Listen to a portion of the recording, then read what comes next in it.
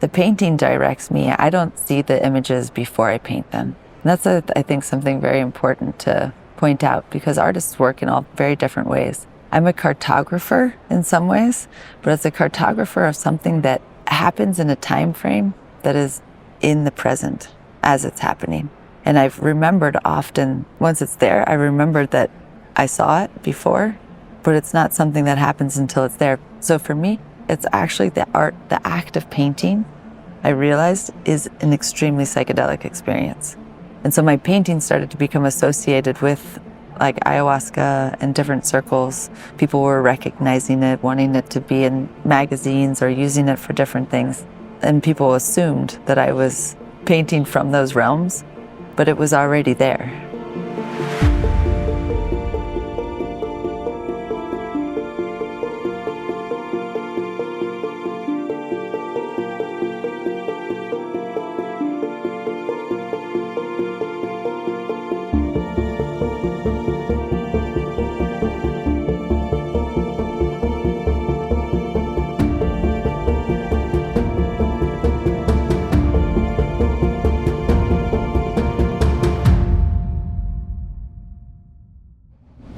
Hi everyone, welcome to Psychedelic Conversations. I have Amanda Sage with me, the visionary, the legendary visionary artist. Thank you so much for being with us. Thanks for having me. Thank you. Thank you. Thank you. So Amanda, just a quick context to, that you guys know. Amanda is an artist driven to contribute to the development of regenerative culture by using painting as a tool for transformation within the individual and the collective. And your paintings are life-changing. Just staring at them does something profound, right? So that's the essence of why you do what you do, I believe. So yeah, what brings you to this work? This work of painting? Well, it's useful to have a tool, and tools come in so many different forms. So the painting, I feel like it chose me in some ways, and I was open and I was ready and willing. I was fascinated, kept opening doors of potential. And I was interested in learning how to paint anything because I knew that it would be useful.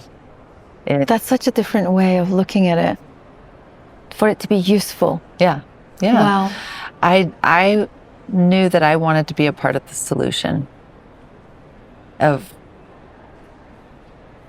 for humans in relationship with the earth and with each other. I wanted to be a part of the solution, and that painting would become that.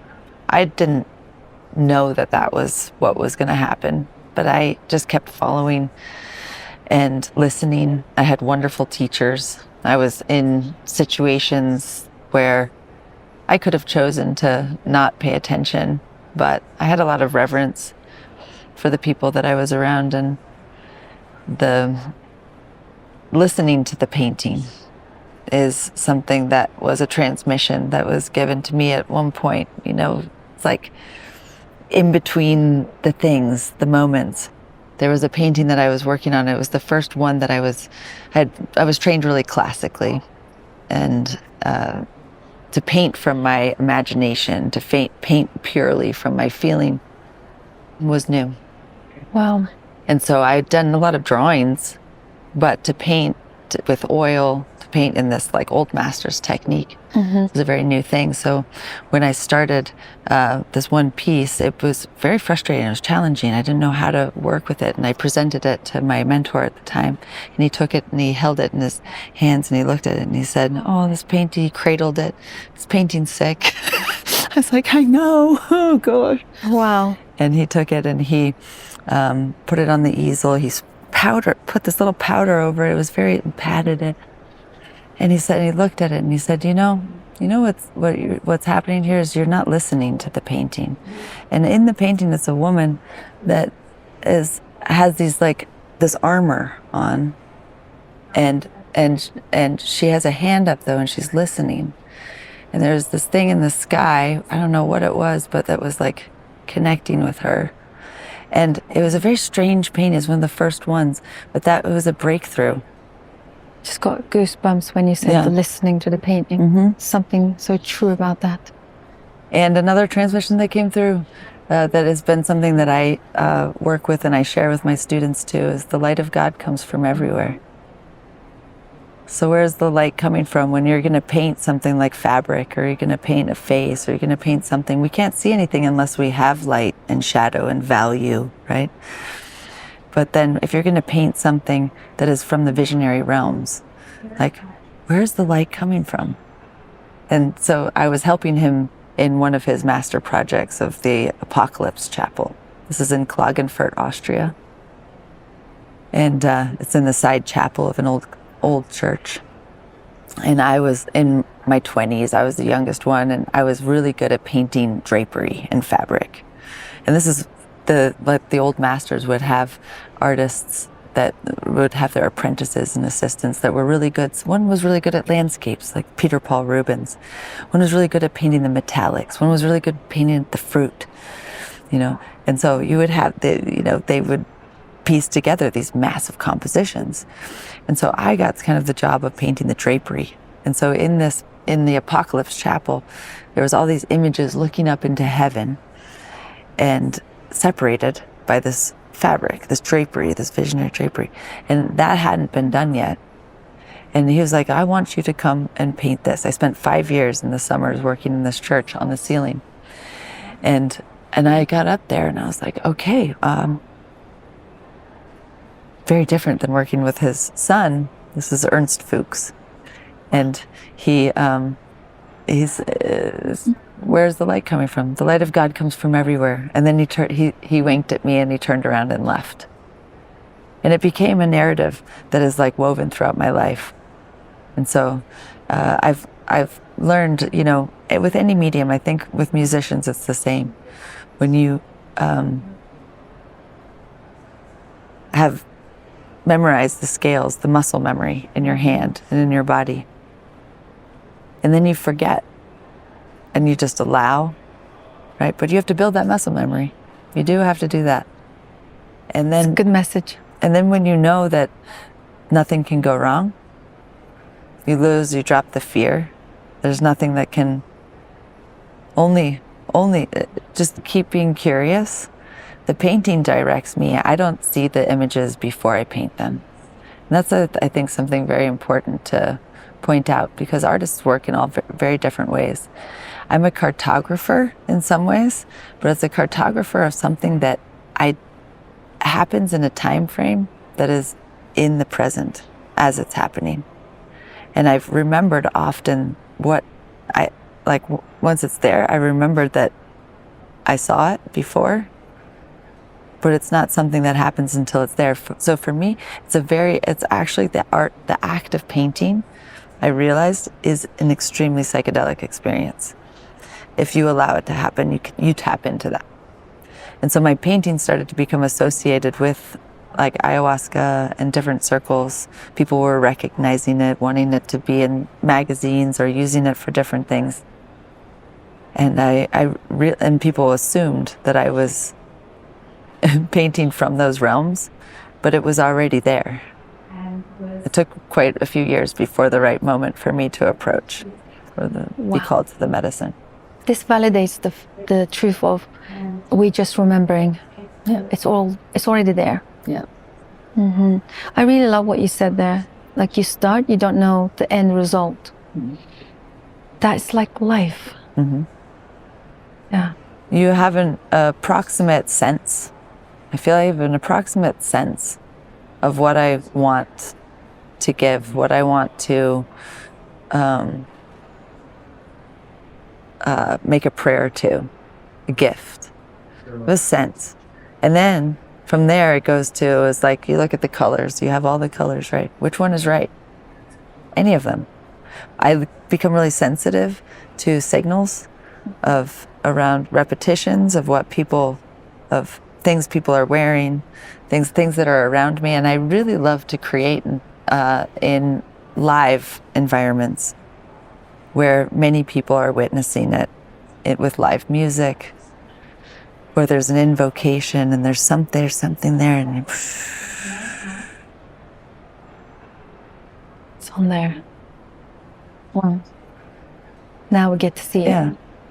And it comes through as like it's a guided thing. And knowing that there's nothing I can do that's wrong. And in this process that I learned from my teachers, Michael Fuchs and Ernst Fuchs, the Mish technique, an early Renaissance painting method that was revived and evolved into a new form, we come back to painting the light, and we can go from paint the light into the color, back into the dark. And the dark brings you back into the light, into the color, into the dark. And it's an infinite, like, spiraling Wow. journey. Wow. And in that process, there's a lot of evolution happening. Yeah. Yeah, and as people get to watch that process, I like to be a permissionary too, and to support. One of my great loves and is to teach and to help others find their artistry within. And that's a big part of the train for me. The train is this vision that came to me, that came out of the egg, came out of the seed, which was also brought to me by a rainbow serpent in a painting. That not knowing what's happening is just the last bit of the paint. You know, here's the important canvas, here's the scrap. Get the rest of the paint out of the brush, and then all of a sudden it's twilight, and the sounds coming through the rice fields, and then all of a sudden, oh, I see myself sleeping, see myself dreaming, and out of a stormy sky came a serpent, a rainbow serpent with an egg in its mouth. And I was like, I knew in that moment I was going to be painting eggs and seeds as portals for the rest of my life. Wow. Because I was looking for something that I could feel totally safe in to explore what wanted to come through. It feels like the ground zero of existence. Mm-hmm. What are you saying? Mm-hmm. And I had the pleasure of like contributing to one of yours. So this is in your space upstairs, and I saw this and I was like, I want to be part of this, because it's just like invitation there already, energetic pull. And then you kindly explained to me what this project is. Could you please explain it to our listeners? Yeah, the Vision Train Drawing Project. So this is an invitation to draw out your vision, and then to write it out, to speak it out, to share it, and then give it away by giving permission to hook your vision into all of the other visions so that they can help strengthen each other's prayer. And so it's a code, it's a magic trick. And I believe we're at this time. I know we're at this time. We're at this frontier where we've gone as far as we can go in one direction.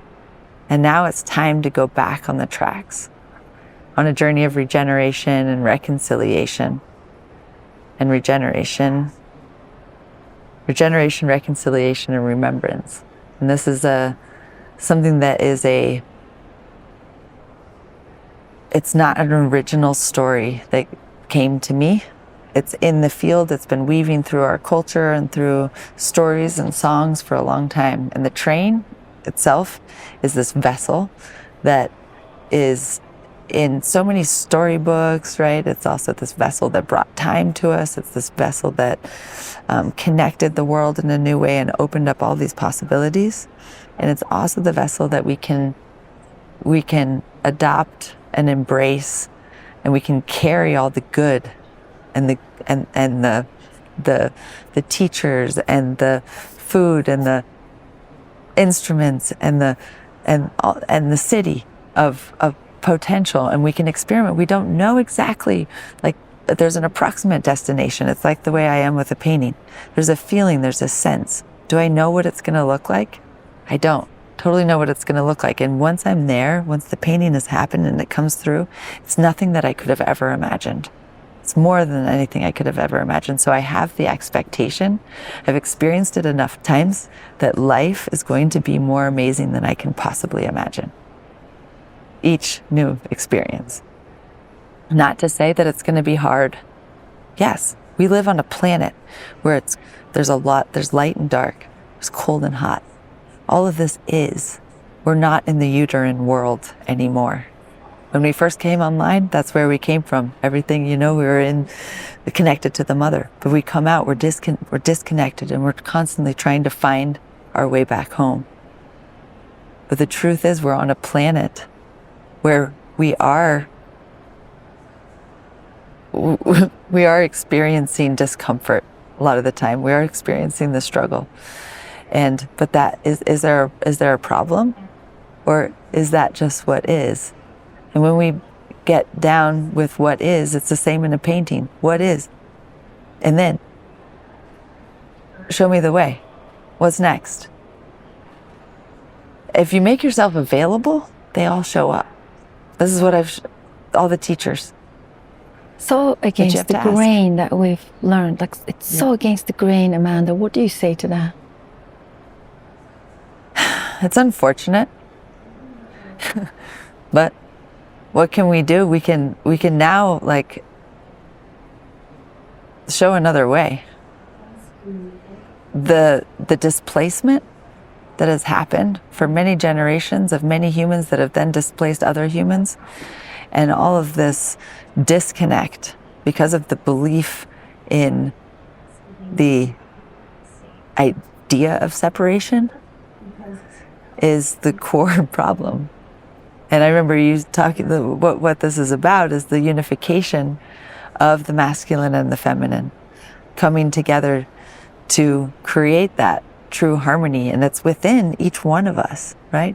And it's within all of our relations. And when we find that balance again, we come into a state of true expression, potential of expression, because each one of us is an angel of perception, right?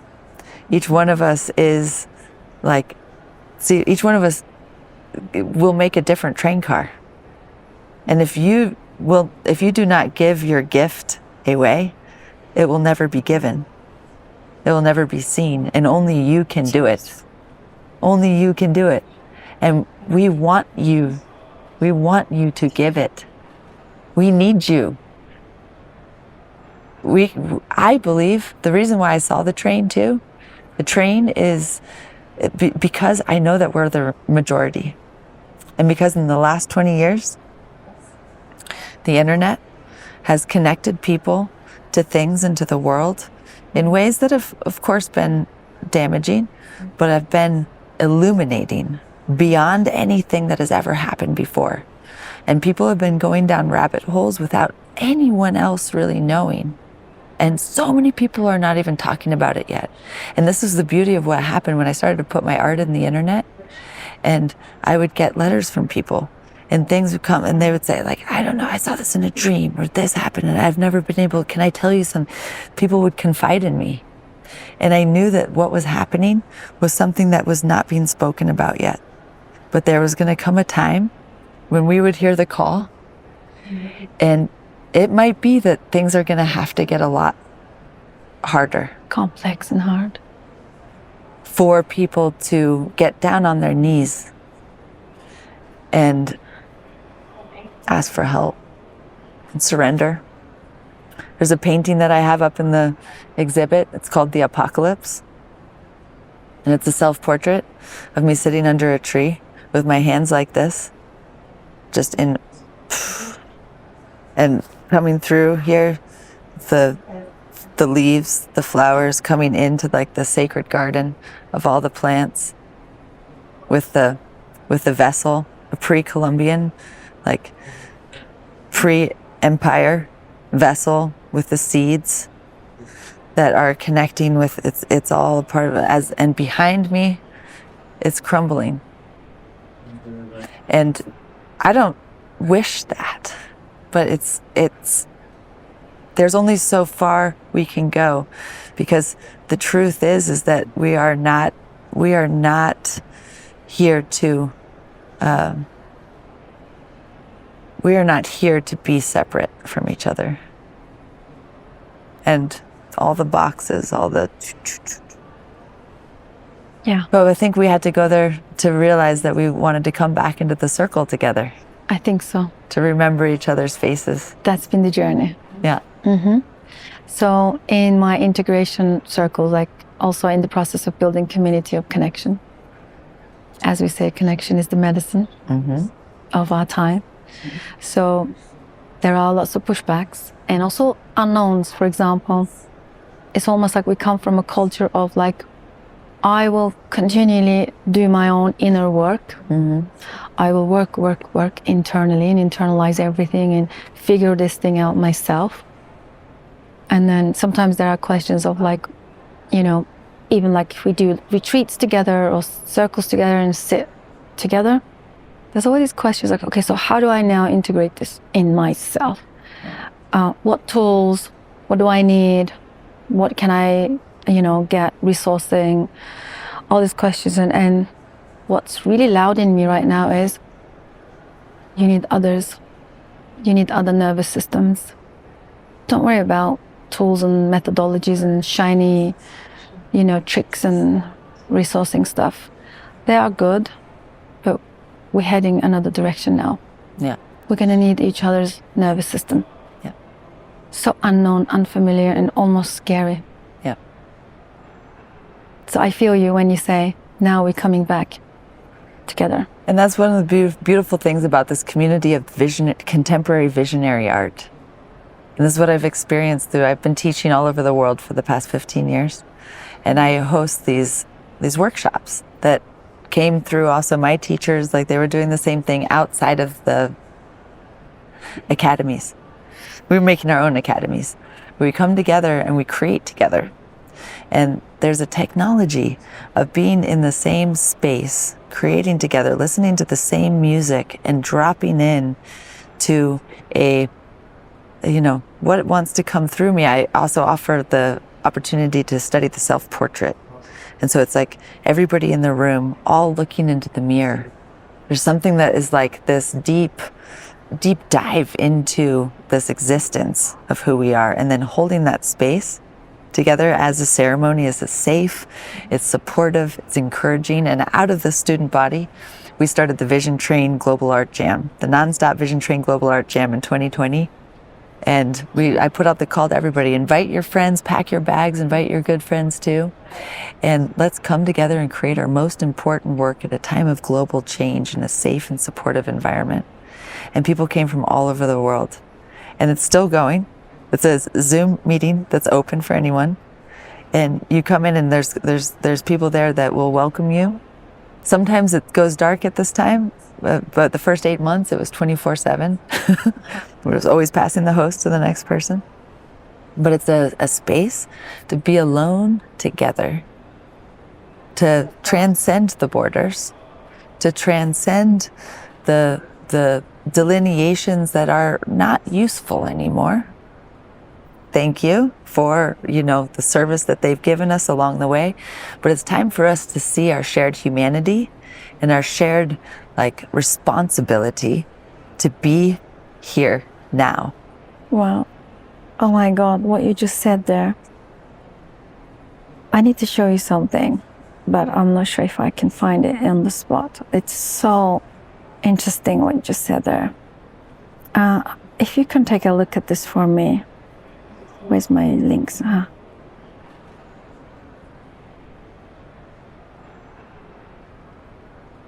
Oh, you just described this, what I saw. yeah.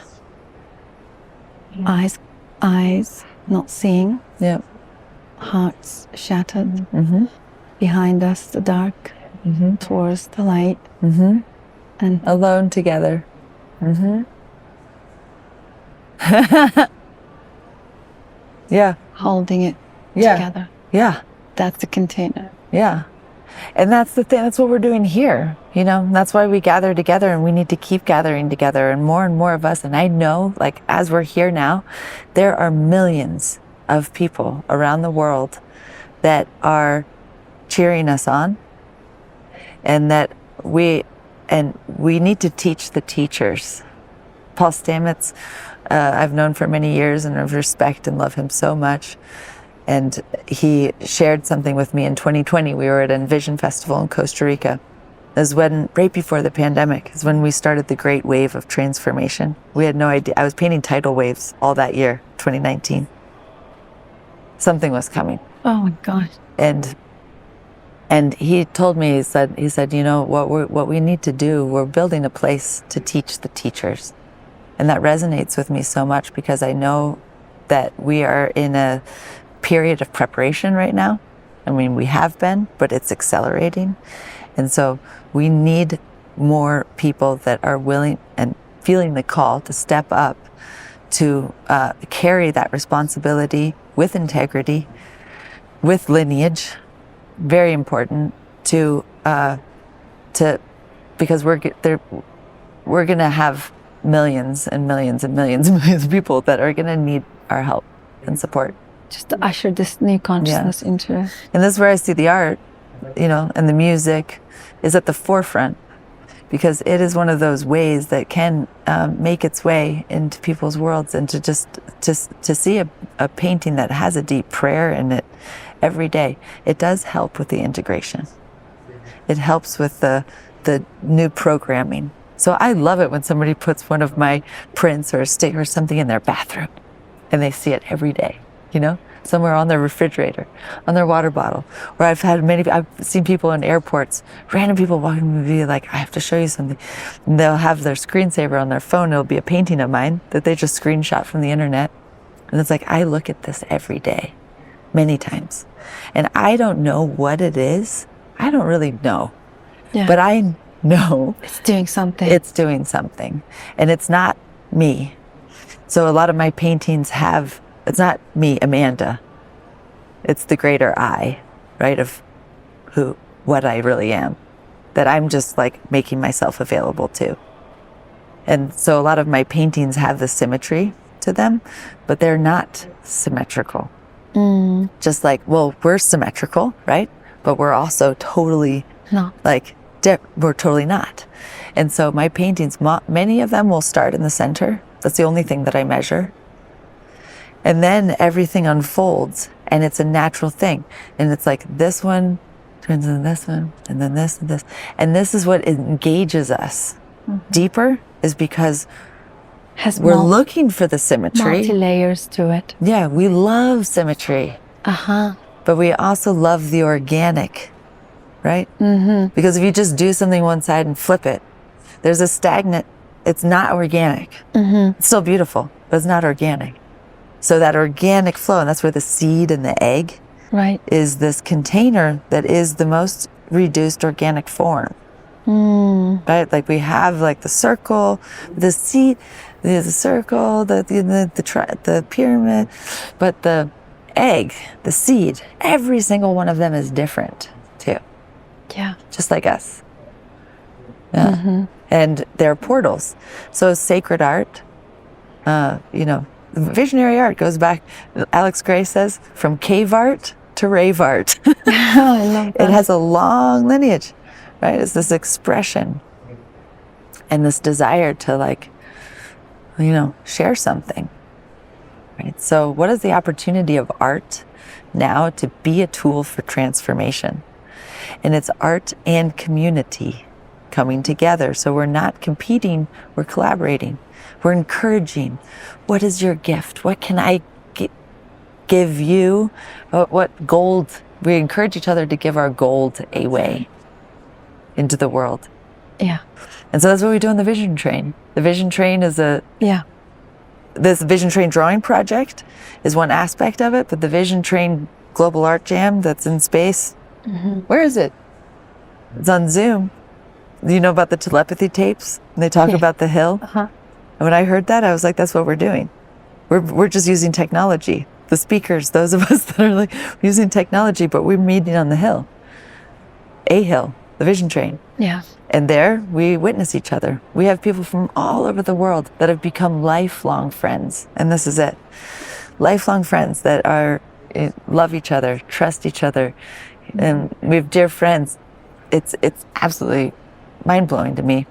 And they find their way there at the right time. And we're all gonna, you know, we're all in different phases also of the apocalypse. And the apocalypse just means the lifting of the veil. And so some have already experienced it, and they're rebuilding the world now. I would say a lot of people that are here and working in psychedelic integration and therapy and facilitation, they've already been through that. So then they're rebuilding the world. There are those that are going through it now, right? And there are many, many that have yet to go through it. So in that recognition, you know, we're all in different phases and places of that. But the best we can do is be examples and put things into the world, feed the AIs the potential, the dream, the beauty, the invitation, the encouragement. Thank you. Yeah. This is beautiful. Thank you. It brings me back to this universal truth of each one of us carried this medicine inside. It's time to bring it out, give it away. Give it away. So That's our responsibility. Yes. Responsibility. Yeah. We are able. And when you hear the call, you respond. Yeah. It's like drop the fear. Drop the fear and find the places where you can do that in a safe way. Thank you, Amanda. It's been like a ceremony. Yeah. Where can our listeners find you? And call to action, any call to action, what would you like to leave them with? I'd say get on board, get on the vision train, you know, whatever that means to you. But like the real call to action is to consider what is in your train car. You know, like what is the gift that you have to give? And if you don't know yet, you can start by just opening yourself up, grabbing a color, all of them are right, and making yourself available. So often we're not leaving space for that. Right. And so the Vision Train, visiontrain.org. We have a mighty network. We have many ways for community to come together. And the Vision Train Drawing Project, you can find on the website. You can download the template there. You can make copies, do it with your friends. Wonderful activity. And the Vision Train Global Art Jam happens on Zoom. And then you can also find me, amandasage.com. Just look me up put my name in the internet. You'll find my art. Instagram, Facebook, all the different things. And I teach also at the Chapel of Sacred Mirrors in New York. Been a board member at COSM with Alex and Allison Gray for quite a few years. And every October, my partner and I teach there. And Vienna, Austria is one of my places. The VUC, the culture house there. And then I live currently in Gunnison, Colorado. Wow. Where we're building a Vision Train station. Colorado. And looking forward to connecting with the others and building the maps and the tracks so that we can exchange the resources with more ease and support. Wonderful. Yay. Thank you so much for sharing, and hope you guys enjoyed this conversation. And of course, be part of the Vision Train. Yeah. Choo-choo. Until next time, thank you so much. All the best. Thank you.